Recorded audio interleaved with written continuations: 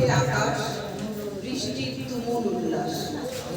কাঁধ হয়ে ভেসে যায় কাগজের নাও, পৌষের ধান কাটা মাঠে দিগন্ত বাড়িয়ে দেয় সীমা।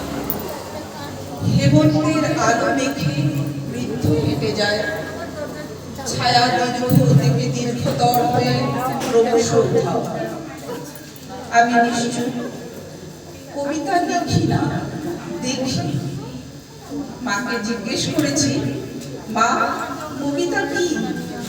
মা আমায় জড়িয়ে বলেছে, তুই আমার কবিতা, যা কিছু ছুঁয়ে থাকি সবই কবিতা।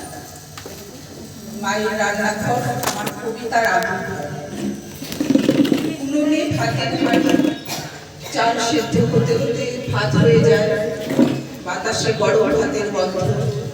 সব কিছু ভুলে যাই, ভুলে যাই সামনে ছড়ানো আছে স্লেট, পেন্সিল, আদর্শ লিপি।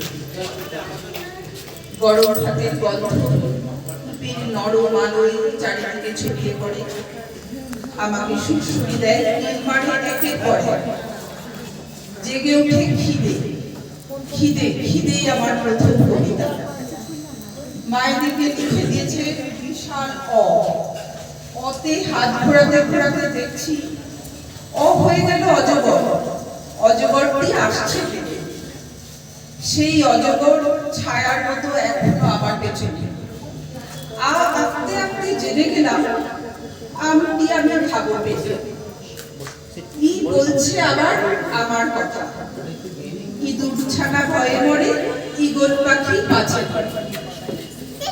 বর্ণ বর্ণমালা বর্ণহীন হয়ে হয়ে ধূসরে যাপন কথা।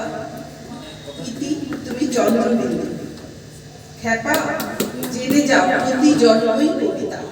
মা জানে। নমস্কার।